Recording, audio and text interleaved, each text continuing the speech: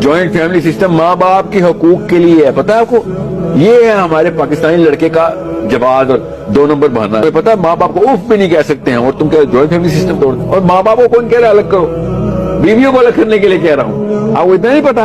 वरना 4 बीवियां रखनी होती है इन्होंने, हर बंदे को शौक है। वहां माँ बाप के हकूक नहीं होते, वो 4 बीवियां एक कमरे में रखी होती हैं आपने।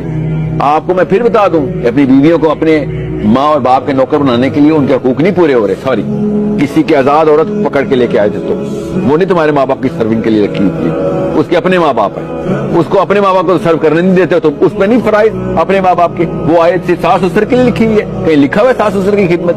किसी एक सहाबी ने बताएं जॉइंट फैमिली सिस्टम में जिंदगी गुजारी है? आपको ज्यादा पता चल गया माँ बाप के हकूक। हज़रत अली जॉइंट फैमिली सिस्टम में रहे हैं, या हज़रत उमर बिन खत्ताब, हज़रत उस्मान रहे हैं, हज़रत साद?